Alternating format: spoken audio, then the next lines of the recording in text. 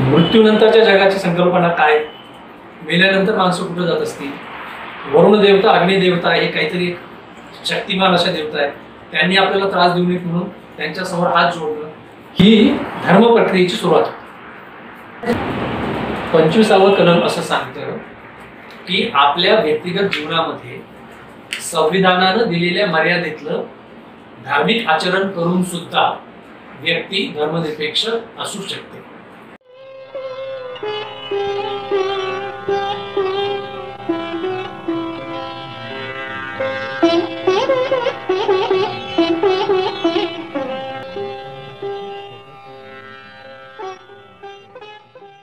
मित्रो,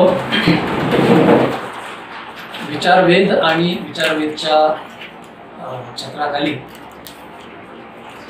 महाराष्ट्र अनुसंधान निर्माण समिती, युवक क्रांती दल, NAPM या सगळ्या संघटनांनी एकत्र येऊन हे जे आज धर्मनिरपेक्षतेच्या संदर्भामध्ये कार्यशाळेचं आयोजन केले हे खरोखरच एक अतिशय आवश्यक अशी बाब.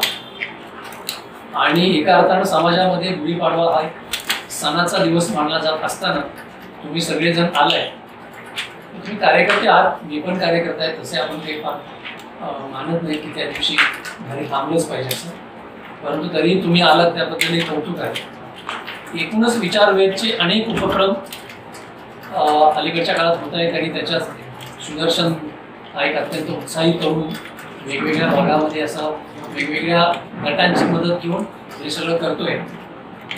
सुदर्शनचे कौतुक आहे. आजच्या कार्यशाळेत महाराष्ट्र आणीसचा सहभाग मोठा आहे. त्यांच्या स्वतंत्रपणे पण कार्यशाळा अशा सतत होत राहतात. तर आजच्या कार्यशाळेमध्ये संयोजकांची अशी इच्छा होती की मी काही मांडणी करून झाल्यानंतर सहभागी पद्धतीनं हा विषय खेळांच्या माध्यमातून पुढे नेता येईल का असा एखादा रिसोर्स पर्सन असावा तसा प्रयत्न केला, परंतु तसं कोणी रिसोर्स पर्सन आज उपलब्ध झालेलं नाही. आणि त्याच्यामुळे आजच्या या कार्यशाळेचं स्वरूप माझी मांडणी आणि त्याच्यानंतर चर्चा, म्हणजे मी त्याला प्रश्नोत्तर असं म्हणणार नाही, तर त्याला आपण चर्चेचं स्वरूप ठेवूया. माझा प्रयत्न असा राहील की जर त्यात काही एखादा नंतरच्या चर्चेत प्रश्न आला तरी त्याचं उत्तर माझ्याऐवजी इतर कोणीतरी इथल्या अनुभवी कार्यकर्त्यांना आधी पुढाकार घेऊन दिलं तरी चालेल. ते उत्तर मीच दिलं पाहिजे असं नाही, पण एक बेसिक मांडणी आधी करायला मला किमान 1 तास तरी नक्कीच लागेल. अर्थात अशी लोक मानतात आणि मलाही खात्री आहे की जरी मी 1 तासभर बोलत राहिलो तरी ते बोलणं संवादी स्वरूपातलंच असणार आहे आणि ते काही बोर होणार नाही. धर्मनिरपेक्षता हा एक विषय असा आहे की ज्याच्या बाबतीत विशाल आधी जे म्हणाला की त्या बाबतीत खूप गैरसमज आहे किंवा त्या बाबतीमध्ये अनेक वेगवेगळ्या संकल्पना मनामध्ये आहेत.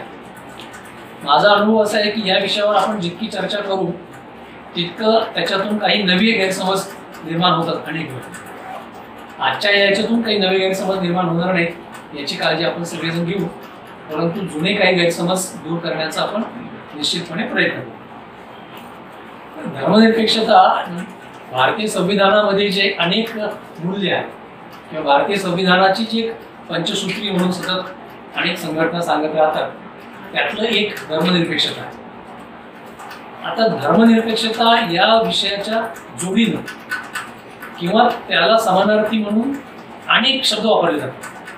म्हणजे सर्वधर्म समभाव हा एक शब्द वापरला जातो नेहमी, किंवा निधर्मी हा पण एक शब्द वापरला जातो धर्मनिरपेक्षतेच्या. या सगळ्या शब्दांच्या काही वेगवेगळ्या छटा आहेत. तशा अर्थानं ते सगळे शब्द समानार्थी नाही. किंबहुना धर्मनिरपेक्षता आणि सर्वधर्म समभाव हे 2 शब्द तर अजिबातच समानार्थी नाही. माझा स्वतःचा सर्वधर्म समभाव हा शब्द वापरायला म्हणजे माझा विरोधच आहे की सर्वधर्म समभाव हा शब्द फार तसा सर्वोल्लंघनकारी असतो. त्याच्यामुळे आपण याच्यातले वेगवेगळे अर्थ समजून घेण्याचा प्रयत्न करू. आणि अर्थातच माझ्या मांडणीमध्ये हे याचा संपूर्ण फोकस भारतीय संविधानाशी असणार. म्हणजे भारतीय संविधानाला काय प्रश्न अशा अर्थानं जास्त फोकस असेल.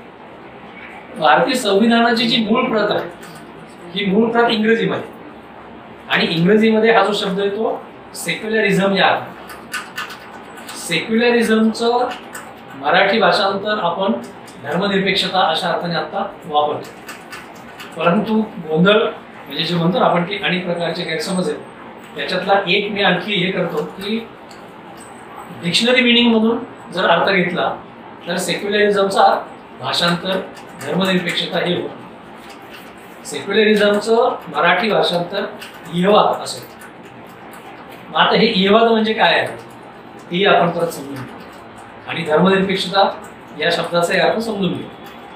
इहवादचा अर्थ सोपा आहे की जन्मापासून मरेपर्यंत जे आयुष्य आहे किंवा जन्मापासून मरेपर्यंत जे जग आहे या जगाशी संबंधित जे जे आहे ते सगळं इहवाद. म्हणजे मृत्यूनंतरचं जे जग मानलं जातं, मृत्यूनंतरच्या ज्या जगाची कल्पना धर्मसंस्थेकडून सर्व धर्मसंस्थांच्याकडून मांडली गेलेली आहे, त्या मृत्यूनंतरचं जग म्हणजे पारलौकिक जग. तर इहवाद आणि पारलौकिक म्हणजे मृत्यूनंतरच्या जगाशी संबंधित जे जे काही असेल ते पारलौकिक असेल. परंतु आम्ही जन्माला आलो आणि त्या दिवशी मरणार आहोत, तर जन्म आणि मृत्यूच्या मधलं जे आयुष्य आहे त्याच्याशी संबंधित विषय जो जो असेल तो इहवाद. इहवादामध्ये मृत्यूनंतरच्या जगाचा काही संबंध येत नाही. आता धर्माचा आणि धर्मनिरपेक्षतेचा संबंध आपल्याला बघण्याआधी किंवा आपण जे नेहमी अलीकडे वाक्य वापरतो ना की धर्म आणि शासन व्यवस्था याची फारकत केली पाहिजे, म्हणतो ना की धर्म आणि शासन व्यवस्था याची सांगड नाही पाहिजे, त्याची गल्लत नाही पाहिजे. परंतु जे बहुतेक आता हा जो मी मुद्दा मांडतोय तो फार महत्वाचा आहे तुमची सगळी संकल्पना समजून घेण्यासाठी. लक्षात की बहुतेक सगळे धर्म हे त्यांच्या काळामध्ये एकाच वेळेला दोन जबाबदाऱ्या पार पाडत होते. एक म्हणजे लोकांच्या ज्या आध्यात्मिक गरजा आहेत त्या आध्यात्मिक गरजांच्या पूर्तीसाठी काही एक तत्वज्ञान सांगते, ही एक गरज पूर्ण करत होते. पण त्याच वेळेला त्या काळामधला जो समाज आहे या समाजाच्या नियमनाचं काम सुद्धा धर्म करतो. लक्षात राज्य व्यवस्था ही अलीकडच्या काळातली आधुनिक संकल्पना आहे. विशेषतः युरोपमधल्या रेनेसान्स नंतर किंवा युरोपमधल्या प्रबोधन युगानंतर एक राज्य व्यवस्था ज्याला आजच्या काळामध्ये राष्ट्रवादाच्या अंगाने आपण एक राज्य व्यवस्था म्हणतो ही तुलनेनं अलीकडची संकल्पना. ही आधुनिक राज्य व्यवस्था ज्या काळामध्ये अस्तित्वातच आलेली नव्हती त्या काळामध्ये समाजाच्या नियमनाचं काम हे धर्मच करत होते.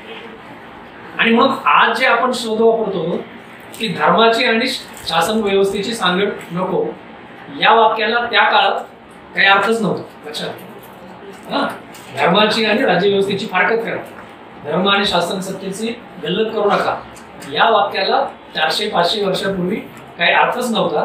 कारण आधुनिक शासन व्यवस्था किंवा आधुनिक राज्य व्यवस्था तोपर्यंत अस्तित्वात आलेली नव्हती आणि धर्म हेच समाज नियमनाचं काम करतो.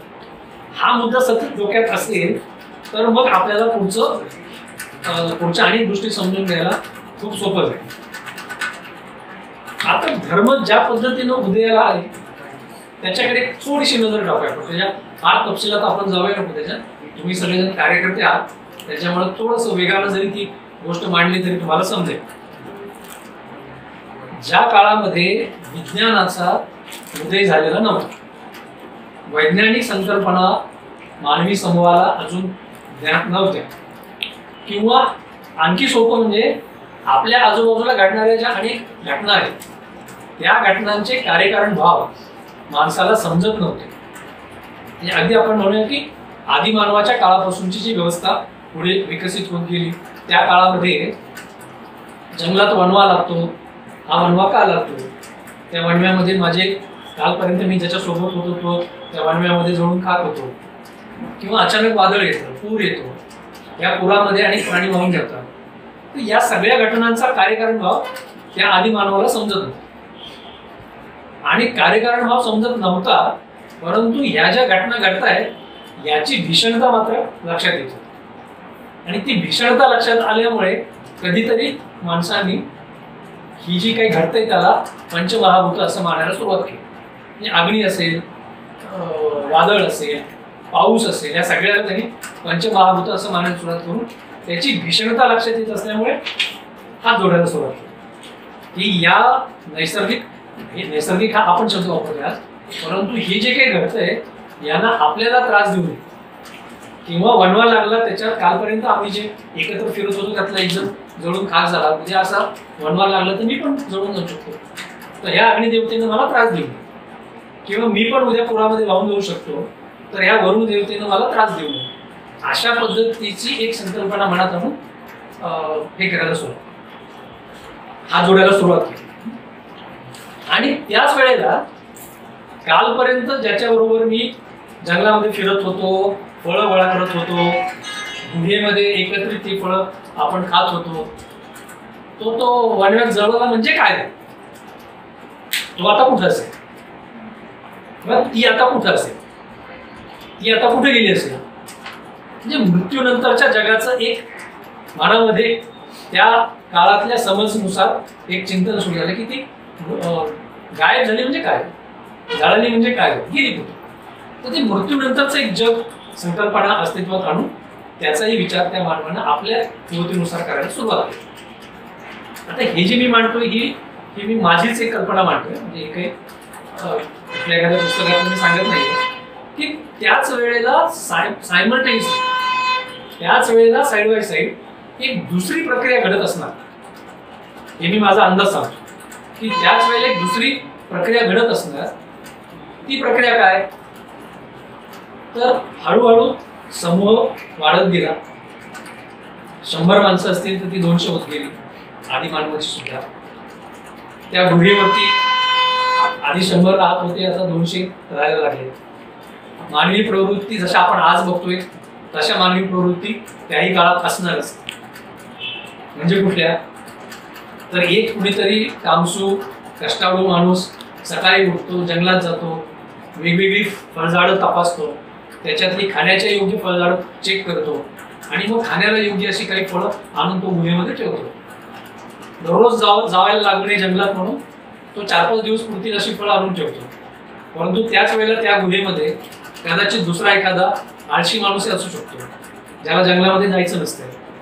मग हा इकडे तिकडे कुठे गेला तर आपली भूक यांना आणलेल्या फळावरतीच तो भागवत असणारच ना. तुम्हाला पटतंय का मी काय म्हणतोय, असणार आहे ना असं. आता हे एकाने कष्ट करून आणलेली फळं दुसऱ्याने आयते खाऊ नये अशा पद्धतीची एक रचना तिथं रुजवायची. ती कशी रुजवायची, मला पूर्ण खात्री आहे की सुरुवातीच्या काळामध्ये असंच समजून सांगितलेलं असणार आळशी माणसाला की त्यानं मेहनत करून कष्ट करून ती फळं लांबपर्यंत जंगलात फिरून आणलेली आहे, ती त्याच्यासाठी आणलेली आहे 4-5 दिवस पुरतील म्हणून.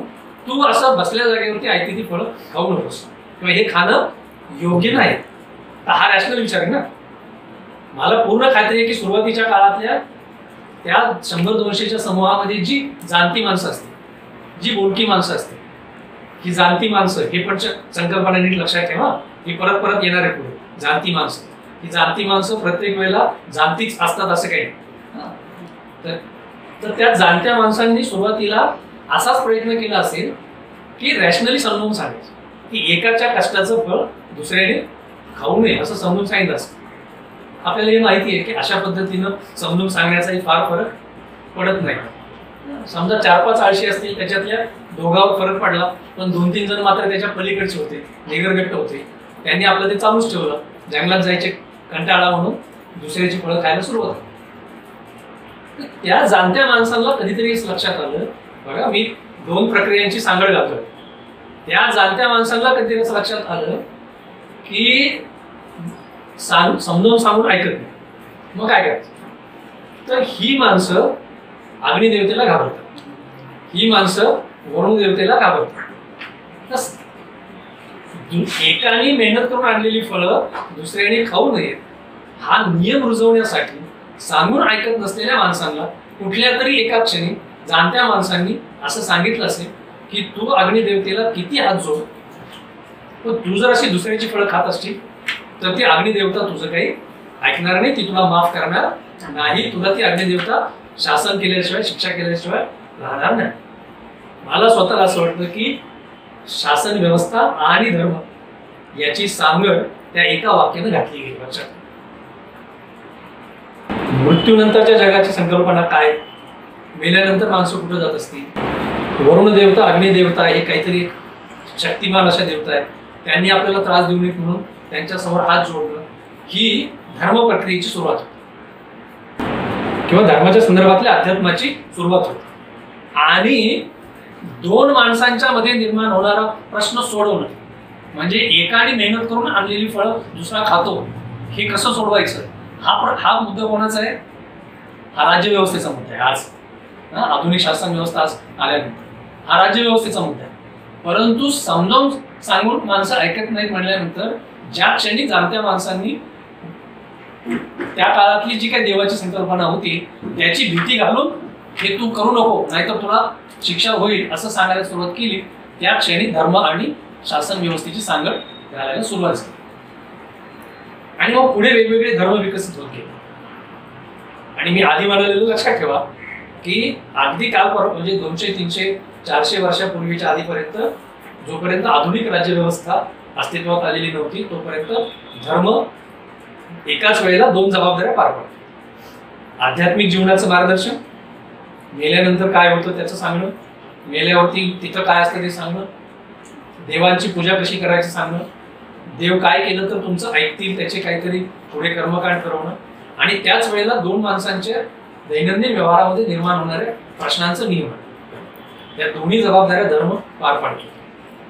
पुढे विज्ञानाचा विकास झाला आणि त्याच वेळेला आधुनिक शासन व्यवस्था येते पुढच्या काळात. आता मधल्या काळामध्ये आपल्या अवतीभोवती घडणाऱ्या अनेक घटनांचा कार्यकारण भाव विज्ञानानं शोधून आपल्या समोर ठेवला की त्या घटना का घडतात, कशा घडतात, त्याच्या पाठीमागचं सायंटिफिक प्रिन्सिपल काय आहे, हे सगळं आता आपल्या समोर आलंय. बरोबर. अनेक घटनांचा कार्यकारण भाव आपल्याला उलगडलाय जो त्या काळातल्या माणसाला उपलब्ध नव्हता. असं असलं तरी त्याच्यातल्या सगळ्या याच्यात मी जाणार नाही आता तपशिलामध्ये, विज्ञानाच्या तो विषय नाही आपला. आपल्या विषयाशी संबंधित त्यातला मुद्दा असा आहे की आज मानवी जीव जन्माला कसा येतो या संदर्भामध्ये मेडिकल सायन्सनं प्रचंड प्रगती करून त्याच्याबद्दलचं सगळी गोष्ट आपल्यासमोर मायन्यूट आपल्यासमोर ठेवली. सगळा मानवी जीव जन्माला कसा येतो, स्त्रीबीज पुबीज एकत्र येतं, जायगोट तयार होतो, मग त्या जायगोटच्या वाढीच्या अवस्था, गर्भावस्था, 9 महिन्यामध्ये कोणते अवयव कसे बनतात आणि मग 9 महिन्यानंतर जीव जन्माला येतो, हे सगळं अत्यंत बारकाईनं तपशिलानं विज्ञानानं आपल्यासमोर ठेवलं. परंतु आदी मानवाच्याही मनामध्ये आणि आजच्याही माणसाच्या मनामध्ये मी जन्माला कसा येतो हा प्रश्न फार नाहीच आहे. खरा प्रश्न आहे की मी जन्माला का आलो, माझ्या जन्माला येण्याचं प्रयोजन काय. प्रचंड सुख दुःख किंवा टोकाच्या भावना असणाऱ्या, म्हणजे मी कालपर्यंत एका आनंदात असतो, पगारवाढ झालेली असते, त्या सगळ्या याच्यात असतो आणि अचानक दुसऱ्या दिवशी माझ्या घरामध्ये काहीतरी दुर्घटना होती आणि सगळं होत्याचं नव्हतं होऊन जातं. आणि मग मी विचार करायला लागतो की काल मी इतका आनंदी होतो, आज इतका दुःखी आहे. तर ह्या सगळ्या वेगवेगळ्या अनुभूती देणाऱ्या जन्माचं, या माझ्या जीवनाचं प्रयोजन काय, मी जन्माला का, हा प्रश्न आजही आहे. आजही आहे अनेकांच्या मनात. बरं, आदी मानवाच्या काळामध्ये वणवा लागला, जोडीदार जळून खाक झाला, पूर आला, कालपर्यंत ज्याचं दूध आपण पित होतो त्या गायी वाहून गेल्या. ही जी जीवनाबद्दलची अनिश्चितता होती, ही जी जीवनाबद्दलची असुरक्षितता होती, ती आज आधुनिक जगामध्ये विज्ञानाचा किती जरी प्रसार झालेला असला तरी ती अनिश्चितता आणि ती असुरक्षितता संपली आहे का? आजही तशीच आहे. बरोबर, तशीच आहे. अनेक क्षेत्रात तशीच आहे. सगळ्या शहरांच्या मध्ये सकाळी माझ्या घरातून बाहेर पडलेला माझ्या घरातला माझा माणूस संध्याकाळी हातीपायी धड माघारी येईल का असतेच ना. म्हणजे आज कुठल्याही घरामध्ये माझ्या घरातच सांग की मुलगी सकाळी बाहेर पडते स्कूटरवर, तर अगदी न चुकता एखाद्या कर्मकांडासारखं वाक्य तोंडातून बाहेर पडतं की बाळा सावकाश घरात चालू ना गाडी. दररोज अगदी बाहेर पडतो ते. पण ती असुरक्षितता आजही आहे. आपण शिकत आहोत, वडिलांना अर्धा एकर जमीन विकायला लावून पुण्यामध्ये येऊन MPSC UPSCचे क्लासेस लावून शिकत आहोत, पण आपल्याला नोकरी मिळेल का? आहे ना अनिश्चितता मनामध्ये. काहीतरी धाडस करून एखादं छोटं किराणा दुकान चालवलंय, पण त्या किराणा दुकानाला पुढे एखादा कॉम्पिटिटर अचानक येईल का, तो स्पर्धक आला तर माझं आजचा जो काही नफा आहे थोडाफार तोही कमी होईल का, अनिश्चितता आहे. मानवी जीवनातली असुरक्षितता आणि अनिश्चितता आजही तशीच आहे. आणि ही जी आहे ही अनिश्चितता आणि ही असुरक्षितता माणसाच्या मनातले रॅशनॅलिटीची सगळी बीज खोडून टाकते. जे माणूस दररोजचा संघर्ष असतो प्रत्येक माणसाच्या मनामध्ये, की माणूस रॅशनल बनण्याचा प्रयत्न करत असतो आणि हा रॅशनल बनण्याच्या प्रयत्नामध्ये ही असुरक्षितता आणि अनिश्चितता अडथळा बनते. काही लोक त्याच्यावर मात करून स्वतःचे रॅशनल बनवू शकतात, अनेकांना ते शक्य होत नाही. अनेकांना मग या असुरक्षितता आणि अनिश्चिततेमध्ये वाट काढायला कुठेतरी जागा हवी असते आणि मग ती जागा त्यांना हात जोडण्यातून किंवा नमाज पडण्यातून मिळते. आता मगाचा जो प्रश्न होता की मानवी जीव जन्माला कसा येतो, हा प्रश्नच नाही. जन्म प्रश्न काय की मी जन्माला का. आता मी जन्माला का आलो किंवा माझ्या जन्माचं प्रयोजन काय, हा प्रश्न विज्ञानाच्या कक्षेतलाच नाही. विज्ञान त्याचं उत्तर देऊ शकत नाही, कारण विज्ञानाच्या कक्षेतला हा प्रश्न नाही. विज्ञानाचं हे काय आहे काम की जे घडतंय त्याचा कार्यकारण भाव शोधून टाक आणि जे सापडलेलं नाही तो शोधत राहा, हे विज्ञानाचं उद्दिष्ट आहे. त्यामुळे तुमच्या जन्माचं प्रयोजन सांगणं हे विज्ञानाच्या कार्यकक्षेत येत नाही. पण सगळ्या धर्मांनी माणसाच्या मनातल्या ह्या सनातन प्रश्नाचं एक फसवं उत्तर दिलं. आणि ते फसवं उत्तर काय, ते फसवं उत्तर वैदिक ब्राह्मी धर्मामध्ये ते काय म्हणतात, जगत ब्रह्मसत्य जगत मिथ्या. हे जे काही आपलं आजचं जगणं आहे हे जगणं मिथ्या आहे, याला काही अर्थ नाही. खरं काय आहे, ब्रह्मसत्य. किंवा जे इस्लामिक अतिरेकी पोटाला बॉम्ब बांधून सुसाईड बॉम्बर म्हणून बॉम्बस्फोट घडवतात, त्या बॉम्बस्फोटानंतर किती माणसं मरतील हे त्याला माहित नसतं. 100 मरतील का 200 मरतील हे काही त्याला माहित नसतं, परंतु आपण मरणार हे त्याला नक्की माहित असतं. बरोबर बरोबर. माणसाच्या मनामध्ये ज्या अनेक हाव असतात, लालसा असतात, पैसे हवे, बंगला बांधायचा आहे, गाडी घ्यायची, लग्न करायचं, या सगळ्याच्या पलीकडे जिवंत राहण्याची इच्छा ही सगळ्यात मोठी इच्छा असते. आज तरी तुमच्या माझ्या समोर तरी आहे, माझ्या समोर तरी आहे. मृत्यू समोर दिसला तर मी घाबरेल. आज म्हणजे मृत्यूचं आठवण वाचतो असं एकदम स्वीकारणे इतकं रॅशनल बनायला अजून मला हे आहे, वेळ येतो. पण जिवंत राहण्याची हौस असते. मला अजून काहीतरी करायचं, जरी आपण काहीच करत नसलो तरी मला अजून बरंच करायचंय असं आपण मानत असतो. अजून किती राहिले करायचं असं म्हणत असतो. जिवंत राहण्याची इच्छा ही जास्त तीव्र इच्छा असते. आता ते सुसाईड बॉम्बरनी ते जिवंत राहण्याच्या इच्छेवरच मात केली ना, म्हणून जायची. कसं घडतंय तर धर्म जे फसवं उत्तर देतो ना की तुझ्या आयुष्याचं प्रयोजन काय, तर ह्या जगामध्ये हे जे सगळं आहे ना याला काही अर्थ नाही, सगळं मिथ्या आहे, खोटं आहे. आयुष्याचं प्रयोजन काय आहे की मृत्यूनंतरच्या परमेश्वराचं सानिध्य, मृत्यूनंतर परमेश्वराची शाबासकी, मृत्यूनंतर परमेश्वराच्या जवळ राहता येणं, हे तुझ्या आयुष्याचं प्रयोजन आहे. आता त्या प्रत्येक धर्मामध्ये त्याची वेगवेगळी परिभाषा. मोक्षाची संकल्पना आहे, स्वर्गप्राप्तीची संकल्पना आहे, हेवन आहे, जन्नत आहे, आखिरियत आहे, आखिरी जबाब देणं आहे वगैरे, हे सगळं आहे. आणि त्या पद्धतीनं ज्या प्रश्नाचं उत्तर विज्ञानाच्या कक्षेत येत नाही त्या प्रश्नाचं उत्तर सर्व धर्मांनी फसवं उत्तर दिलेलं आहे, पण ते दिले. आणि त्याचा एक पगडा जवळपास आणि सर्व धर्मातल्या माणसांच्या मनावरती आजही आपल्याला दिसतो. आता ही सगळी पार्श्वभूमी मी तुम्हाला धर्मनिरपेक्षता आणि सगळी संकल्पना नीट समजाव्यात म्हणून सांगतो. भारताच्या संविधानातली धर्मनिरपेक्षतेची संकल्पना स्पष्ट करताना या दोन्ही गोष्टींची दखल घेतली. कोणत्या दोन्ही गोष्टींची की एक म्हणजे आधुनिक राज्यव्यवस्था अस्तित्वात येण्यापूर्वी धर्म हाच समाज जीवनाचं नियमन करण्याचं काम करत होता, हे एक वास्तव.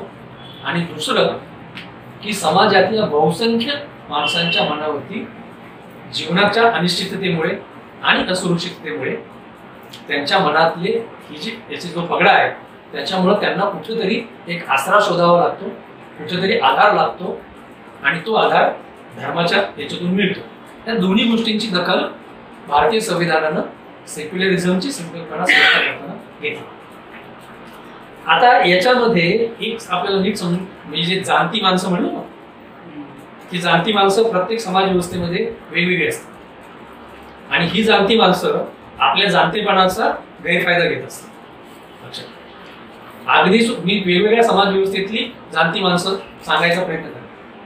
अगदी त्या आदिमानवाच्या काळामध्ये जी 4 माणसं जाणती असतील, ज्यांच्या असं लक्षात आलं की एकाच्या कष्टाची फळं दुसऱ्याने खाऊ नयेत, असं साधी नैतिकता सांगून कोणी ऐकत नाही. त्याच्यामुळे जरा ही माणसं ज्याला घाबरतात त्या देवी देवतांची भीती दाखवून आपण नियम रुजवू शकतो, म्हणून त्यांनी देवी देवतांची भीती दाखवायला सुरुवात केली की तू असं वागू नको, नाहीतर शिक्षा. हे जेव्हा त्यांच्या लक्षात आलं तेव्हा त्या जाणत्या माणसांच्या हे लक्षात आलं की ही जी भीती आहे, ह्या भीतीचा आणखी पण उपयोग करून घेता येईल शक्य. लक्षात घेते ना. आणि ही जाणती माणसं मी कुठल्याच एका धर्माबद्दल बोलत नाही, मी त्या परिस्थितीत त्या काळातल्या धर्मामध्ये ही जाणती माणसंच हळूहळू पुरोहित बनत गेली. त्या जाणत्या माणसांच्या मधून हळूहळू पुरोहित शाहीचा उदय झाला, पुरोहित त्यातून अस्तित्वात आले आणि त्यांच्या असं लक्षात आलं की ही सगळीच साधी माणसं ज्या गोष्टींना भीतात त्याची भीती दाखवून केवळ नैतिक नियम रुजवायचे एवढंच नव्हे तर याचा आणखी पण गैरफायदा घेता येणं शक्य. आणि मग पुढे जे घडलं ते तुम्हाला सगळ्यांना माहिती काय, की तू त्या अग्निदेवतेला किती हात जोड, पण फक्त हात जोडल्याने अग्निदेवता समाधानी होणार. त्या अग्निदेवतेला जर खुश करायचं असेल, समाधानी करायचं असेल तर तुला आणखी काहीतरी करायला हवं. आणि ते आणखी काहीतरी जे करायचंय ते कोणाला कळतंय, ते मला कळतं. मग त्यातून अनेक गोष्टी आल्या पुढे, पुढे आल्या. कर्मकांड आलं, यज्ञ आले, सगळं आलं. मग त्यात म्हणजे पुढे संस्कृत भाषा आली. तुझा हात जोडणं आणि तुझी विनंती करणं प्राकृत भाषेतली किंवा बोली भाषेतली ही त्या देवदेवतांच्या पर्यंत पोहोचणं शक्य नाही. त्याच्यामुळे तुला यज्ञ करायला पाहिजे. त्या यज्ञाच्या धुराबरोबर मी जेव्हा संस्कृतमध्ये मंत्र म्हणेन त्यावेळेला तुझी विनंती त्या देवतेपर्यंत पोहोचेल, नाही तर पोहोचणार नाही. मग त्या भीती होतीच. विज्ञानाचा उदय होऊन सुद्धा ती भीती म्हणा, लालसा म्हणा संपलेली नाहीये. आजही लोकांना कष्ट करून बांधलेलं घर वापरायला घेताना वास्तुशांती करावीशी वाटते. म्हणजे इतका विरोधाभास आहे आज की सोशल मीडियावरती ब्राह्मण की ब्राह्मण्य हे म्हणता ब्राह्मणांना शिव्या घालण्याची अगदी स्पर्धा लागलेली असते. परंतु त्याच्यातल्या 90% लोकांच्या घरातलं एकही काम पुरोहिताशिवाय आजही होत नाही. खरं म्हणजे ब्राह्मण्यवादाचा मुकाबला करायचा असेल तर एक साधी कृती किती प्रभावी ठरेल की माझ्या घरी पुरोहित येणार नाही. म्हणजे मी पूजा करू नका असं पण म्हणत नाही, अजून पूजा करायची नाही असं पण म्हणत नाही, हात जोडू नका असं पण म्हणत नाही. म्हणजे मी माझ्या घरात हात जोडेल, पूजा करेल, पण पुरोहित माझ्या घरामध्ये येणार नाही. एवढी एक कृती सुद्धा ब्राह्मण्यवादाला मुखमाती द्यायला प्रभावी ठरू शकते. पण आपण ती करत, आपण म्हणजे समाजातली बहुसंख्य माणसं ती अजून करत. एनिवे, कर्मकांड कसं उदयाला आलं ते त्याच्यातली जी लबाडी आहे ती एका वाक्यात सांगतो आणि पुढे जाऊ आपण. की माणसं पंचमहाभूतांना घाबरतात आणि त्या पंचमहाभूतांच्या बद्दलची माणसाच्या मनातली भीती वापरून घेता येऊ शकते ही जाणत्या माणसाला कळलं. ती जाणते माणसं पुरोहित झाली आणि त्या पुरोहितांनी मग आपल्या पोटापाण्याचा व्यवसाय, म्हणजे आपल्या पोटापाण्याची सोय असलेलं जे कर्मकांड हा प्रत्येक धर्मातला जो भाग आहे हा शाश्वत भाग नाही. तो त्या धर्मातल्या पुरोहितांनी आपल्या पोटापाण्याची सोय लावण्यासाठीच पुढे आणलेला भाग आहे. तो त्या याच्यात रुजत. आता ही जी जाणती माणसं मी म्हणतो ना, ही जाणती माणसं प्रत्येक समाज व्यवस्थेत असतात. म्हणजे रशियामध्ये जेव्हा ऑक्टोबर क्रांती झाली आणि हळूहळू पुढच्या टप्प्यावरती तिथली सगळ्या घटना घडत गेल्या, त्यावेळेला रशियातली कम्युनिस्ट राजवट का कोलॅप्स झाली त्याची अनेक कारणं देता येते.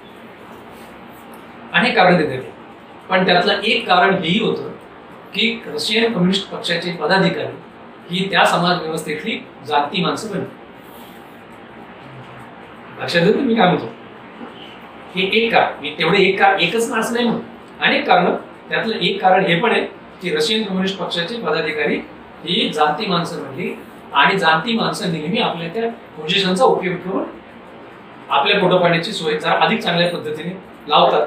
तसं पण आजच्या भारतीय समाज व्यवस्थेमध्ये केवळ राजकीय पुढारी नव्हे तर वरिष्ठ नोकरशाही जी आहे ही वरिष्ठ नोकरशाही आजच्या समाज व्यवस्थेतली जाणती माणसं म्हणजे वेगळ्या अर्थाने ती जी पुरोहितशाही ज्या पद्धतीने लुबाडते तसंच नोकरशाही पण करते. त्याला संदर्भ वेगवेगळे, पण प्रत्येक समाज व्यवस्थेमधली ही जाणती माणसं शोधावी लागतात आणि त्या जाणत्या माणसांच्या किंवा बोलक्या माणसांच्या, जाणत्यापेक्षाही बोलकी माणसं हा जास्त जरा योग्य शब्द त्याला विरोधात लढावं. आता आपण या सगळ्या पार्श्वभूमीवरती या सगळ्या संकल्पनांचा विचार करू. रशियातली राजवट ही निधर्मी राजवट, म्हणजे ती केवळ शासन सत्तेला कुठला धर्म नसेल एवढ्याच अर्थाने निधर्मी नव्हती, तर नागरिकांच्या धर्मपालनाच्या अधिकारावरती सुद्धा त्या शासन सत्तेनं सर्व प्रकारचे निर्बंध घातले. आता घरात कुणी काय करत असेल त्या काळात तर माहित नाही, परंतु सार्वजनिक जीवनामध्ये कुठलाही धर्म अस्तित्वात नव्हता. त्या अर्थाने ती राजवट पूर्णपणे निधर्मी राजवट. परंतु ज्या क्षणी रशियन कम्युनिस्ट पक्षाची सत्ता हे झाली किंवा ती राजवट पुण्यात झाली त्याच्यानंतर असं सांगितलं जातं की तिथे मोठ्या प्रमाणावरती पुन्हा मशिदी आणि चर्चचा एक मोठा रशियन कम्युनिस्ट राजवट संपल्याबरोबर चर्चेस आले, मशिदी आल्या. हे जे फुटून बाजूला झालेले देश आहेत जुन्या USSR मधून तिथं बहुतांशी मुस्लिम लोकसंख्या जास्त आहे. याचा अर्थ कम्युनिस्ट तत्वज्ञान जे होतं निधर्मी तत्वज्ञान ते बराच काळ समाजावरती प्रभाव त्याचा असतानाच्या काळात सुद्धा मानवी मनामधली कुठेतरी आधार शोधण्याची प्रवृत्ती ही संपली का? ती नाही संपली. ती संपायला पाहिजे. म्हणजे माझं मत आहे की ती संपायला पाहिजे. जीवनातलं जे अटळ वास्तव आहे, जीवनातली जी असुरक्षितता आहे ही रॅशनली स्वीकारता आली पाहिजे असं माझं मत आहे. पण ती स्वीकारता येत नाही आणि कारण हे पण वास्तव हे रशियामध्ये लक्षात. दुसऱ्या बाजूला अलीकडच्या काळात जो शब्द आपल्याकडे वापरला जातो जास्त सर्व धर्म समभाव, आणि जो शब्द वापरला जाऊ नये असं माझं मत आहे. काही लोकांचं मत आहे की तो वापरला जातो. तर सर्व धर्म समभाव म्हणजे काय? म्हणजे सर्व धर्मांच्या प्रती समान भाव ठेवायचा. आता हा जर म्हणजे जो नंतर संविधानातल्या धर्मनिरपेक्षतेचा अर्थ मी सांगणार आहे त्या अर्थानं जर सर्व धर्मांच्या प्रती समान भाव असेल तर ठीक आहे. परंतु धर्माची चिकित्सा न करता, धार्मिक परंपरांची चिकित्सा न करता, धर्माविषयी काही न बोलता सर्व धर्मांच्या प्रती समान भाव त्याला काहीच अर्थ नाही. म्हणजे सर्व धर्म महिलांच्या प्रती अन्यायकारी भूमिका घेतात आणि मला सर्व धर्मांच्या प्रती समान भाव ठेवायचा काय अर्थ आहे? सर्व धर्माच्या मध्ये पुरोहितशाही आहे.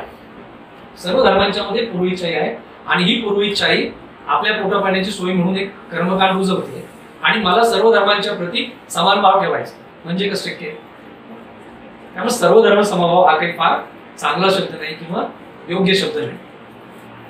आता जिथून मी सुरुवात केली होती की जे डिक्शनरी मिनिंग आहे की सेक्युलरिझम मूळ शब्द याचा इहवाद, आणि इहवाद म्हणजे काय की मला मृत्यूनंतरच्या जगाचा विचार करायचा नाहीये, मला मृत्यूनंतर काय आहे हे बघायचं नाहीये, मृत्यूनंतर काहीच नसतं असं मी मानतो आणि त्याच्यामुळे मी प्रत्येक गोष्टीकडे फक्त आणि फक्त इहवादी नजरेनं बघेन की जन्मापासून मरेपर्यंतच्या आयुष्याशी संबंधित जे असेल ते. ओके, हे आपण इथं बसलेले आपण सगळे याच्यावरती आपलं एकमत होईल की मृत्यूनंतर जर जग अस्तित्वात नाही त्याच्यामुळे आपण हे बघू. बरोबर, आपण फक्त या जन्माचा विचार करू. पण समाजातल्या बहुसंख्य माणसांना हे शक्य का? हे शक्य होत नाही. अशा स्थितीमध्ये भारतीय संविधानानं जी धर्मनिरपेक्षतेची संकल्पना मांडली ती आता आपण थोडक्यात समजून घेताना संकल्पना एक जो सतत आक्षेप घेतला जातो ना की संविधानाच्या प्रास्ताविकेमध्ये समाजवाद आणि धर्मनिरपेक्षता हे दोन शब्द बाबासाहेबांच्या संविधानात नव्हते. बघा, म्हणजे बाबासाहेबांचं सगळं तत्वज्ञान मातीत घालायला निघालेले जे लोक आहेत त्या लोकांना अचानक बाबासाहेबांच्या बद्दल प्रेम येतं आणि बाबासाहेबांच्या संविधानात हे दोन शब्द नव्हते. हे नंतर इंदिरा गांधींनी नाही नुसते घातलेले म्हणते सुसडले ना. याचा तांत्रिक अर्थ एक सांगतो की संविधानाच्या 368व्या कलमानुसार त्या कलमाला अपेक्षित असलेली सगळी प्रक्रिया पार पाडून जी घटना दुरुस्ती होते ती घटना दुरुस्ती हा त्या संविधानाचाच इंटिग्रल पार्ट असतो. 368 कलम हे घटना दुरुस्तीची प्रक्रिया आणि उद्देश सांगणारं कलम.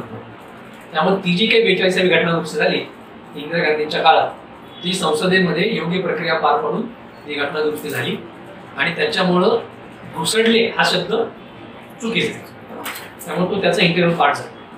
दुसरं, त्या घटना दुरुस्तीला सर्वोच्च न्यायालयामध्ये नंतर चॅलेंज केलं गेलं. त्या घटना दुरुस्तीमध्ये सर्वोच्च न्यायालयाला काही गोष्टी ह्या आक्षेपार्ह वाटल्या. त्या घटना दुरुस्तीला खऱ्या अर्थानं म्हणजे ती प्रचंड अनेक मुद्दे होते त्याच्यामध्ये. त्याला बऱ्याच वेळेला मिनी कॉन्स्टिट्यूशन असंच म्हटलं जातं.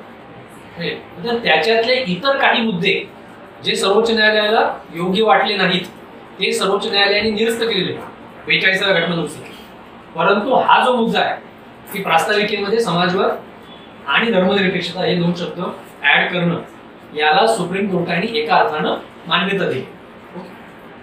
बाय द वे आपल्याकडे त्या दोनच शब्दांची चर्चा होती. ऍक्च्युली त्या घटना दुरुस्तीने एकूण 3 शब्द नव्याने घातलेले घटना प्रास्ताविकेमध्ये. फक्त हे दोनच नाही, पण हे दोन त्यांना अडचणीचे असल्यामुळं संविधान विरोधकांना त्यांनी ते त्याचं राजकारण करतात आणि अलीकडे आपली सगळी मांडणी आणि आपला सगळा कार्यक्रम त्यांच्याकडे बघूनच चाललेला असल्यामुळं आपण त्या 2 शब्दाबद्दलच बोलतो. परंतु प्रास्ताविकेमध्ये जो नंतर एकात्मता हा शब्द आहे, एकता आणि एकात्मता, तो हा एकात्मता शब्द सुद्धा त्या 42व्या घटना दुरुस्तीनेच प्रास्ताविकेत घातलेला आहे. पण त्यांना त्याच्याबद्दल किमान आज तरी काही अडचण नाहीये म्हणून त्याचा ते गाजावाजा करत नाही. तर सर्वोच्च न्यायालयाची त्याला मान्यता मिळाली. ओके, पण माझ्या मते त्याच्याही पेक्षा महत्वाचा भाग असा की जरी प्रास्ताविकेमध्ये धर्मनिरपेक्षता आणि समाजवाद हे 2 शब्द आधी नसले तरी संविधानातल्या आतल्या अनेक पानांच्या वरती समाजवाद आणि धर्मनिरपेक्षता यांचा आशय स्पष्ट करणारी अनेक कलम आहेत. तर माझ्या पुस्तकामध्ये मी समाजवादाबद्दलच्या कुठली कलम ती मांडलेलीच आहे. तर तो आज आपला विषय नाही त्याच्याबद्दल मी काही बोलत नाही. पण धर्मनिरपेक्षतेचा आशय स्पष्ट करणारी कुठली कलम आहेत संविधानामध्ये, तर सगळ्यात महत्वाचं कलम आहे ते 25, कलम 25. ओके, पण त्याच्या आधी सुरुवातीची जी नागरिकत्वाबद्दलची कलम आहे संविधानातली नागरिकत्वाबद्दलची कलम ती आपण वाचायला पाहिजे. संविधानानं अनेक महत्वाचे क्रांतिकारक मूलभूत अधिकार कोणाला दिलेले? नागरिकांना. बरोबर, नागरिकांना दिलेले अधिकार. आणि संविधानानं भारताचं नागरिकत्व डिफाईन करताना कुठल्याही धर्माचा संदर्भ घेतलेला. 2019 साली मोदी आणि शहांच्या नेतृत्वाखाली जो नागरिकत्व संशोधन कायदा आला तो फक्त अपवाद आहे. परंतु नागरिकत्व संशोधन कायदा 2019 CAA त्याच्या आधी संविधानातली नागरिकत्वाबद्दलची वेगवेगळी कलमं आणि नागरिकत्व कायदा त्याच्यात झालेल्या दुरुस्त्या 19च्या आधी पण बऱ्याच दुरुस्त्या झालेल्या आहेत. कुठलंही कधीही नागरिकत्व डिफाईन करताना धर्माचा संदर्भ घेतलेला नाही.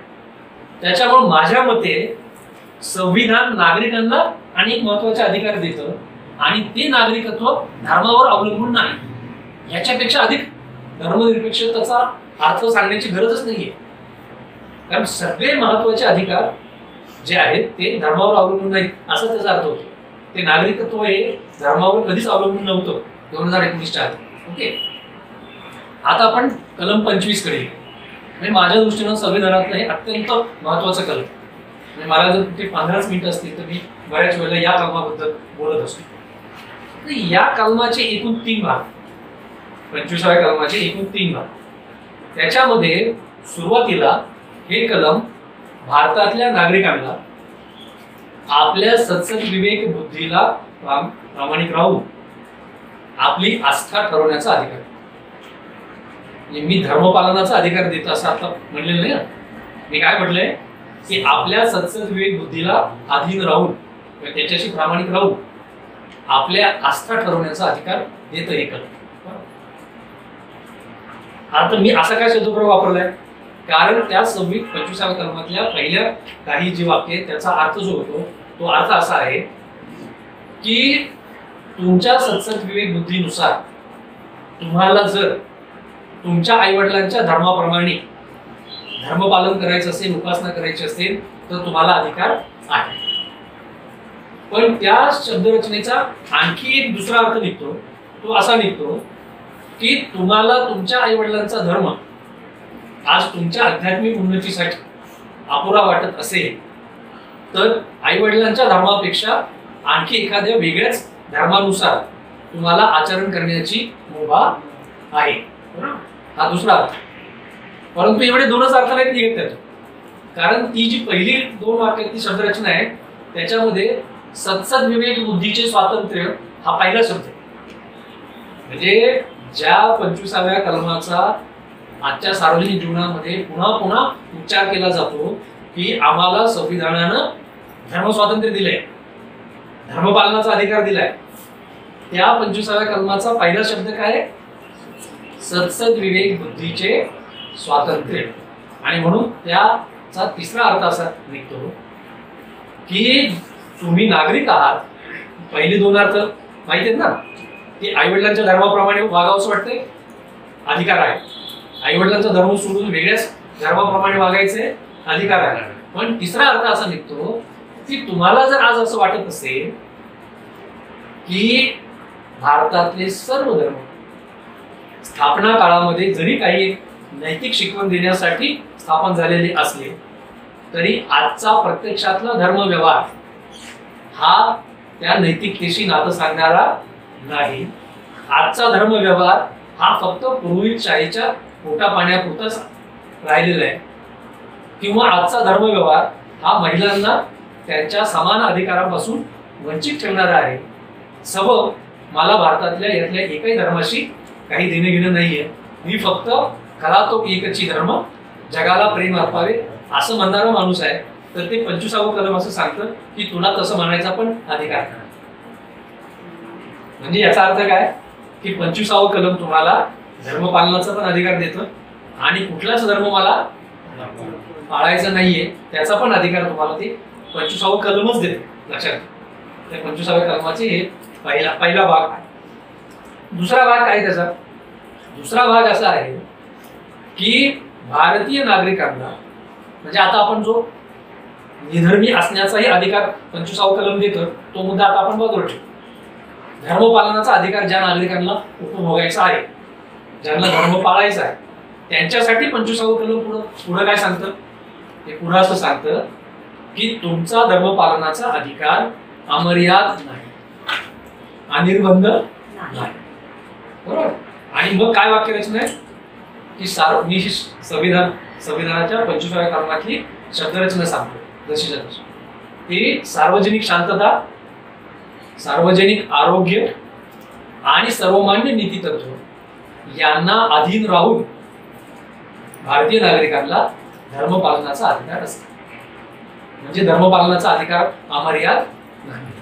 त्याला कुठली बंधनं घातली, कुठल्या मर्यादा घातल्या? सार्वजनिक शांतता, सार्वजनिक आरोग्य आणि सर्वमान्य नीती तत्व. म्हणजे तुमच्या धर्मानं सांगितलेली एखादी प्रथा परंपरा पाळत असताना जर सार्वजनिक शांततेचा भंग होत असेल तर राज्य व्यवस्था तुमच्या त्या धार्मिक आचरणावरती बंधन घालू शकते. बरोबर आहे. फार तपशिलात जायची गरज आहे का? कोरोना काळामध्ये सरकारनं सर्व प्रकारच्या धार्मिक मिरवणुका असतील, जत्रा असतील, यात्रा असतील याच्यावर सगळे बंधनं घातलीच ना. आणि आपण पाळली ना ती. बरोबर आहे. आपण पाळली ती. असा अधिकार राज्यव्यवस्थेला होता 25व्या कलमाने दिलेला आहे.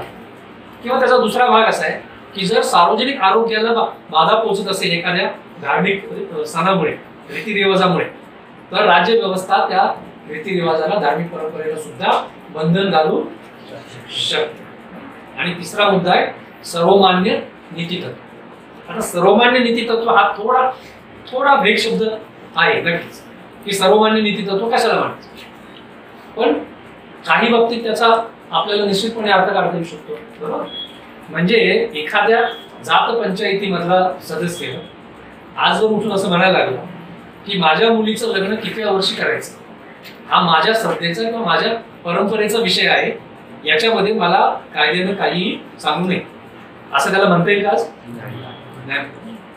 तुझा जो काही विषय असेल श्रद्धेचा परंपरेचा तो तुझ्या व्यक्तिगत जीवनामध्ये, पण तुझ्या मुलीचं लग्न कितव्या वर्षी करायचं हे कोण ठरवणार? शासन संस्था ठरवणार. शासन संस्था कसं ठरवणार? तर ते मेडिकल सायन्स मधले, सोशल सायन्सेस मधले एकूण समाजामध्ये काम करणाऱ्या अशा लोकांना एकत्र करून मुलीचं लग्न कितव्या वर्षी करावं याच्याबद्दलचा काही एक नियम ठरवणार आणि राज्य व्यवस्थेनं ठरवलेला तो नियम प्रत्येकाला पाळावा.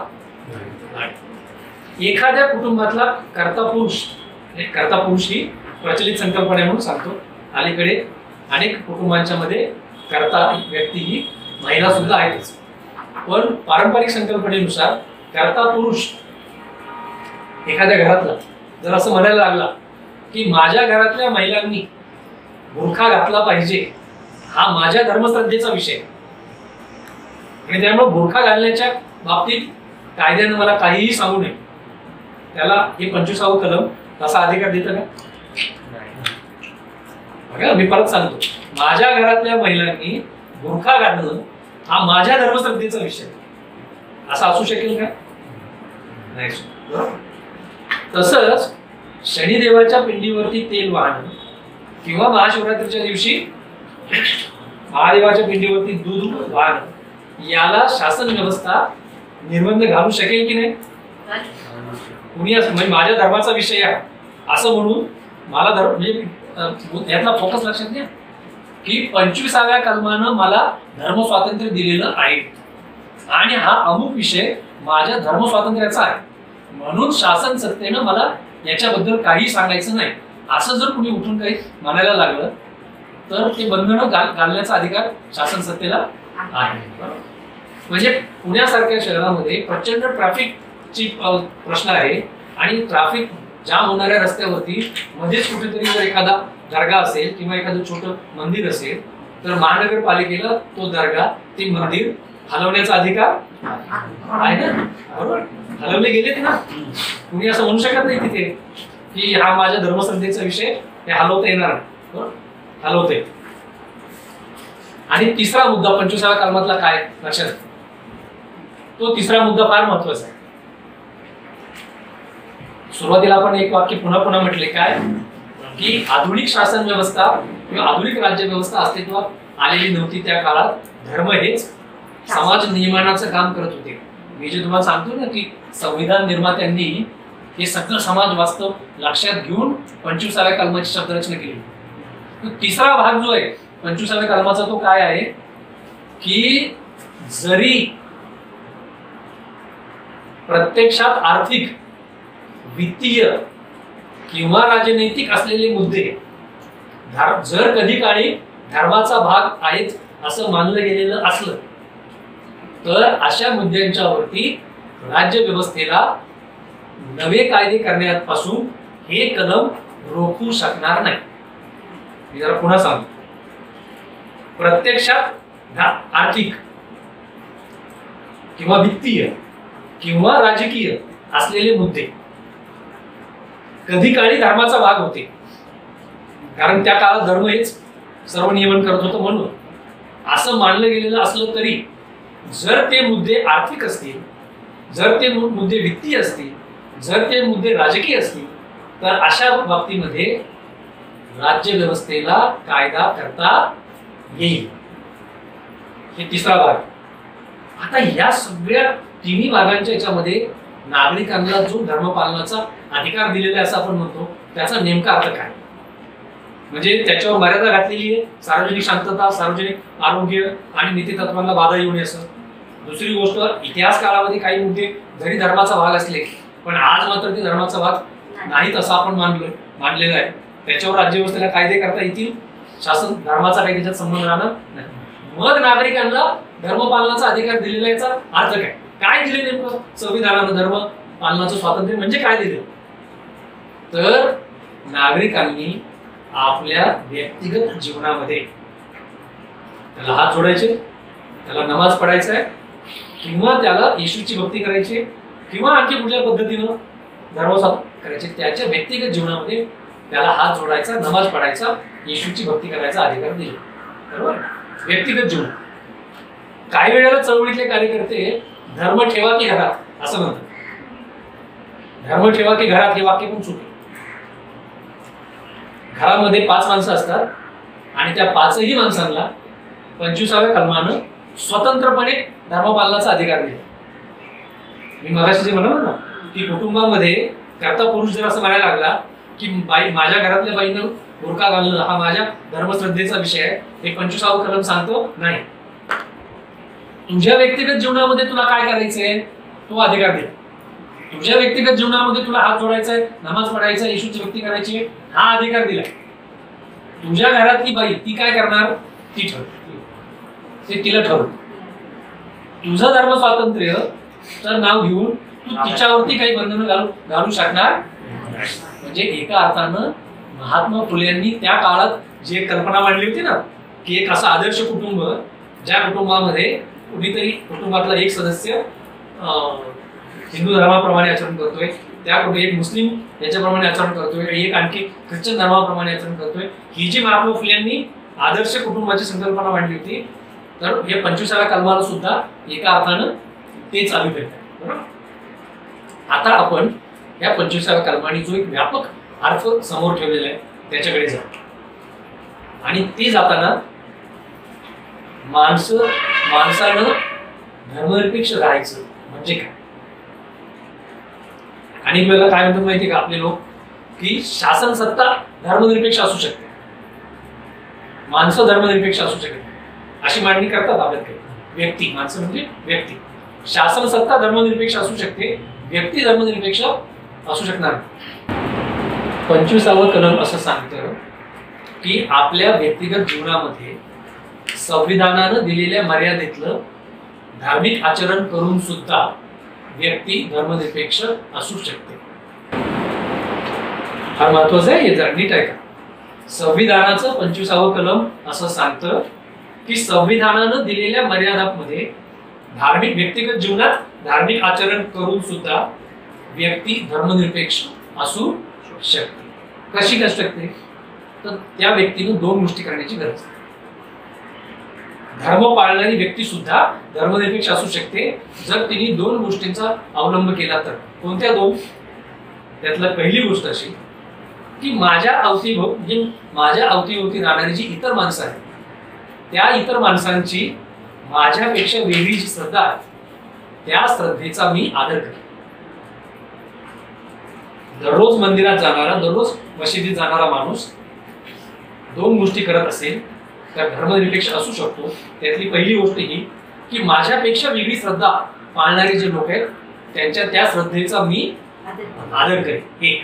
आणि दुसरं 25व्या कलमातल्या 3ऱ्या भागानं जे सांगितलंय की तुझ्या धर्मातले अमुक भाग ऐतिहासिक काळी जरी धर्माचा हिस्सा असले तरी ते प्रत्यक्षामध्ये आर्थिक आहेत, प्रत्यक्षामध्ये वित्तीय आहेत, प्रत्यक्षामध्ये राजकीय आहेत. म्हणून त्या मुद्द्यांच्यावर आज राज्य व्यवस्थेला कायदे करण्याचा अधिकार आहे, तुम्ही मान्य करा. म्हणजे माझ्या धर्मातले कालौघामध्ये म्हणजे आता त्याच्या तपशिलात जायचं म्हणजे त्याच्या व्यक्तिगत जीवनापुरता जो अध्यात्माचा भाग आहे तो सोडून उरलेले अनेक मुद्द्यांच्या वरती त्यात माझ्या धार्मिक परंपरा, माझ्या धार्मिक सगळे रीतिरिवाज त्याची चिकित्सा करण्याचा अधिकार राज्य व्यवस्थेला आहे, तो मी मान्य करतो. त्या संदर्भामध्ये नवा कायदा करण्याचा अधिकार राज्य व्यवस्थेला आहे, तो मी मान्य करतो.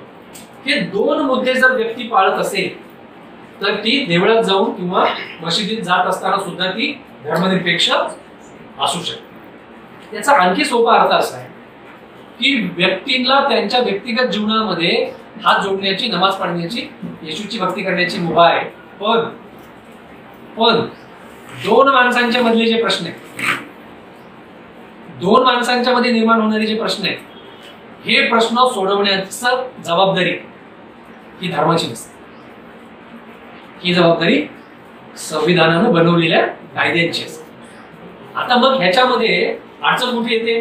तुम्ही म्हणाल की आता रस्त्यावरती दोन माणसांचे जे प्रश्न असतात, वाहतुकीचं नियमन असेल, जमीन खरेदी विक्री असेल, चोरी केली तर शिक्षा करणं असेल, तर ते ठीक आहे ना, ते सगळं आता कायद्यानुसार होतंय. पण दोन माणसांचे मधले प्रश्न सोडवण्याचा संबंध हा पुन्हा कुठे कुठे येतो की अस्पृश्यता हा वैदिक ब्राह्मणी धर्माचं एक अतिशय व्यवच्छेदक असं लक्षण जरी इतिहास काळात होतं, तरी आज संविधानातलं 17वं कलम असं सांगतं की अस्पृश्यतेचा कुठलाही व्यवहार हा कायद्यानं गुन्हा असतो. त्यामुळे वैदिक ब्राह्मणी धर्मातली व्यक्ती माझ्या धर्माचा हा परंपरेचा भाग आहे अस्पृश्यता, त्याच्यामुळे अस्पृश्यतेचं पालन आम्ही करू असं म्हणू शकेल का? नाही म्हणू शकत.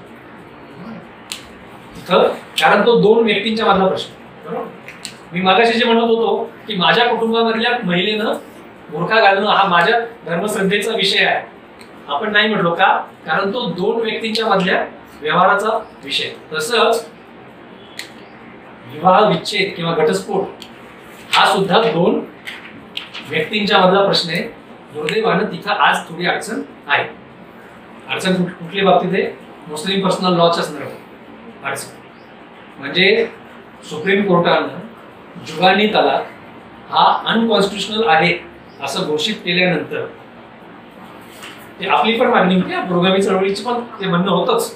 अनेक वर्ष आपण हे म्हणत आलेलो आहे की जुगानी तलाक हे योग्य नाही असं म्हणत आलोय. पण अडचण काय झाली आता नव्या याच्यात काळात की सुप्रीम कोर्टानं जुगानी तलाक अनकॉन्स्टिट्युशनल आहे असं घोषित केल्यानंतर सरकारची जबाबदारी काय होती? सरकारची जबाबदारी एवढीच होती की जुगानी तलाक जर अनकॉन्स्टिट्युशनल असेल तर मुस्लिम महिलांच्या घटस्फोटाचा विषय कोणत्या पद्धतीनं मार्गी लागेल एवढा कायदा करण्याची गरज होती. काय केलं मोदी सरकारने? मोदी सरकारने जो कोणी जुगानी तलाक देईल त्याला 3 वर्ष तुरुंगामध्ये पाठवण्याचा कायदा केला. काय गरज होती त्या कायद्याची? जुगानी तलाक अनकॉन्स्टिट्युशनल आहे त्याचं सुप्रीम कोर्टाने घोषित केल्यावर सरकारची ही जबाबदारी की आता मुस्लिम महिलांच्या घटस्फोटाचे खटले कोणत्या पद्धतीने मार्गी लावायचे त्याबद्दलचा एक कायदा नवा करायचा किंवा आहे त्या कायद्याच्या हे करायची गरज होती. पण त्यांनी 3 वर्ष तुरुंगात पाठवायची व्यवस्था केली. काय झालं त्यांनी की जो दिवाणी विषय न्यायालयाचा विषय होता तो फौजदारी करून टाकला एक, आणि दुसरं कोणाच्याही घटस्फोटाचा विषय न्यायालयात जर गेला तर न्यायालयात आला की कागदपत्र तपासून घटस्फोट मंजूर असं करतं का नाही? काय करतं न्यायालय? 6 महिने देतं ना काउन्सिलिंगला वेळ देतं. काही परत संसार जुळतोय का असाच प्रयत्न करतं ना न्यायालय. आता ह्या नव्या कायद्याने इथं काय होणार आहे? तुम्ही जुगानी तलाक दिला की त्याला जेल. बरोबर आहे. आता तो जेलमध्ये गेला, हिच्या घटस्फोट त्याचा काय होणार? हिला जर घटस्फोट हवा असेल तर तो कोण देणार आणि कसा देणार? आणि त्याहीपेक्षा तिला पोटगी कोण देणार? म्हणजे ही महिला आधांतरीत लटकली ना, तिला न्याय मिळाला का? हे जे विषय आहेत ना जुगानी तलाक मुस्लिम पर्सनल लॉ शी संबंधित, मुस्लिम पर्सनल लॉ मध्ये संविधानाच्या पद्धतीनं महिलांना समान अधिकार मिळण्याच्या दृष्टिकोनातून मुस्लिम पर्सनल लॉ मध्ये काही बदल आवश्यक आहेत, निश्चित आवश्यक. आणि ही भूमिका आज आपण घेत नाहीये. म्हणजे मी मुद्दाम आता थोडं बाजूला जाऊन सांगतो की सतत जो आक्षेप येतो ना आपल्यावरती की हे मुस्लिमांच्या बद्दल बोलत नाही, हे मुस्लिमांच्या बाबतीत गप्प बसतात, हे सगळे मुस्लिमांचा अमुक करतात तमुक करतात. मी तुम्हाला सांगतो 1986 सालची गोष्ट आहे. मी त्यावेळेला विद्यार्थी होतो, विद्यार्थी चळवळीतला काम करणार होतो आणि राजीव गांधींनी शाहबानोच्या घटनेनंतर तो नवा कायदा आणला होता की मुस्लिम महिलांना इंडियन पिनल कोडच्या 125व्या कलमातून वगळण्याचं. इंडियन पिनल कोडचं 125वं कलम काय? घटस्फोटाबद्दलचं, पोटगीचं कलम, की घटस्फोटानंतर पोटगी किती आणि काय द्यायला पाहिजे ते कलम. तर तो राजीव गांधींनी जो कायदा आणला होता त्यावेळेला चूक होता. राजीव गांधींच्या अपरिपक्वपणाचं ते निदर्शक होतं. तर त्यांनी नवीन कायदा आणला होता की मुस्लिम महिलांना इंडियन पिनल कोडच्या 125व्या कलमातून वगळलं जातं. मुस्लिम मौला मौलींचे मोर्चे निघत होते, त्याला एका अर्थानं खुश करण्यासाठी तो कायदा आणला. मी सांगतोय तुम्हाला हे की 86 साली छात्र भारतीय विद्यार्थी संघटनेच्या वतीनं आम्ही कराडच्या तहसीलदार कचेरी समोर या विधेयकाची होळी केली होती की मुस्लिम मौला मौलींच्या दबावाखाली तुम्ही हा कायदा आणू नका, या कायद्यानं मुस्लिम महिलांचं भवितव्य अंधारात जाणार आहे, हे करू नका. आणि आम्ही त्याची होळी केलेली आहे तहसीलदार कचेरी समोर कराडच्या. आणि त्याच्या पुढचं सांगतो की आदल्या रात्री मी कराडच्या RSSच्या कार्यालयात गेलो होतो की तुमचं सुद्धा म्हणणं असतं ना, सर यामध्ये आम्हाला साध्य आहे, आपण ह्याची होळी करू. तर त्यावेळेला त्यांनी आम्हाला सांगितलं की हा त्यांचा प्रश्न, हा त्यांचा प्रश्न. ते आले नाही लक्षात. तर हे खोटे. एनिवे शेवटच्या भागाकडे येऊया. आध्यात्मिक उन्नती असा एक शब्द एक दोनदा मी वापरला की माणसाला आध्यात्मिक उन्नतीसाठी आई वडिलांचा धर्म योग्य वाटत असेल तर आई वडिलांच्या धर्माप्रमाणे धर्मपालन करावं. ही आध्यात्मिक उन्नती ही काय बाब, आणि ती आध्यात्मिक उन्नती आजच्या धर्माच्या व्यवहारामध्ये आपल्याला कुठे दिसते. उपासना म्हणजे काय, तर उपासनेचा खरा अर्थ आपल्याला समजावून सांगितलेला आहे तो संतांनी, संत परंपरेने समजावून सांगितलं. माझ्या मते उपासना म्हणजे कधीतरी निवांत निसर्गाच्या सानिध्यामध्ये बसून एकटं बसून आपल्याच अंतरंगामध्ये झालं, आपलंच वागणं तपासणं आणि आपलंच वागणं दुरुस्त करण्याचे काही निश्चय करणं ही उपासनेचा प्रकार.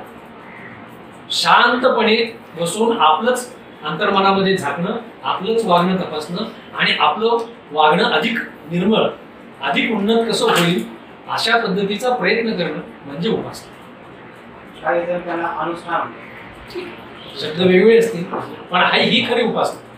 आज जर तुम्ही धर्मस्थळांच्या भोवती गेला, कालच कुणीतरी लिहिलंय फेसबुकवरती एकाने की काही धर्मस्थळांच्या तिथे निवांत बसता येतं आणि शांतपणे काहीतरी चिंतन करता येतं, परंतु हिंदू धर्माची जी धर्मस्थळ आहे तिथं मात्र असं काहीच नसतं. तर सगळा नुसता बाजार असतो आणि संपूर्ण नुसतं त्याचं कसं वर्णन करायचं मला काही कळत नाही. म्हणजे खरोखरच जर उपासना करायची असेल किंवा मी असं म्हणेल की एक प्रतीक म्हणून समोर काहीतरी एक मूर्ती आहे, त्या म्हणजे मला दिव्याच्या वातीसमोर सुद्धा बसून असं शांतपणे अंतर्मनामध्ये जाता येतं, पण प्रत्येक व्यक्तीला तसं करता येत नाही. त्याला प्रतिकात्मक मूर्ती लागते. आणि एखाद्या मंदिरामध्ये जाऊन समजा ती मूर्तीकडे बघून जर असं वाटत असेल, असं काही घडते का आज कुठल्या मंदिरांच्या मध्ये? काही धर्मस्थळ आहे ते दिल्लीमध्ये ते कमळाच्या फुला वाई मंदिर, मी जाऊन आलोय तिथे.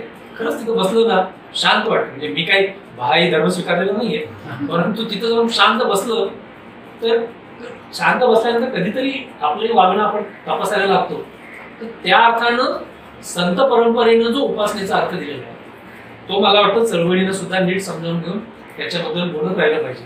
संतांनी सांगितले त्याच्यात दोन महत्वाचे मुद्दे. कार्यकर्ते आहात तुम्ही, तपशिलात मी जाणार नाही, परंतु पहिला मुद्दा की परमेश्वराची भक्ती करण्यासाठी मध्यस्थाची गरज नाही. मध्यस्था विना देव आणि भक्ताच्या मधलं एक निर्मळ नातं कसं असू शकतं हे संतांनी आपल्यासमोर उलगडून दाखवलं. कांदा मुळा भाजी अवघी विठाई माझी, लसूण मिरची कोथिंबिरी अवघा झाला माझा. किती अर्थ आहे, आपण ते म्हणत राहतो. त्याचा दुसरा अर्थ, पहिला अर्थ की देव आणि म्हणजे परमेश्वराची भक्ती करण्यासाठी मध्यस्थाची गरज नाही. मध्यस्थाची गरज नाही याच्यातच पुढचा अर्थ असा आहे की कुठलंही कर्मकांड करायची गरज नाही. आणि मग पुढे ते हरिपाठामध्ये जी नामसंकीर्तनाचं महत्व सांगितलं की काही यज्ञ करू नका, कर्मकांड करू नका, पूजा अर्चा करू नका, अनुष्ठान करू नका, हरीचं नाव घेत राहिलं तरी तुम्हाला पुण्यही मिळेल आणि पापही जळून जाईल. आता पाप पुण्य या संकल्पना आपण मानत नाही, परंतु त्यांनी एक वेगळा अर्थ त्याला दिले. ओके, पण पुढचा अर्थ काय त्याच्यातला? सावतामाळी यांना जेव्हा काही वारकरी येऊन भेटले, आरण नावाचं गाव, सावतामाळीचं गाव आरण, हे टेंभुर्णीच्या जवळ, आणि मग तिथून पुढे पंढरपूरला चालले तिथे वारकरी. ते सावतामाळ्यांना म्हणाले की चला महाराज चला पंढरपूरला. तुझे म्हणले मी इथं दारं धरतोय, पेरलंय सगळं, लावलंय सगळं, ते दारं धरायचे, पिकावर पाणी द्यायचे, मला काही येणार नाही. तर ते जाणाऱ्या वारकऱ्यांनी थोडी यांची टिंगल, तुम्ही असले कसले महाराज, तुम्ही असले कसले वारकरी, तुम्ही पंढरपूरला येत नाही, तुम्ही कुठले वारकरी? त्यावेळेला त्यांनी तो अभंग रचलेला आहे की कांदा मुळा भाजी अवघी विठाई. मी शेतकरी आहे, काळ्या आईची मशागत करणं हे माझं काम आहे. त्या काळ्या आईची मशागत करताना घाम गाळणं हे माझं कर्तव्य आहे.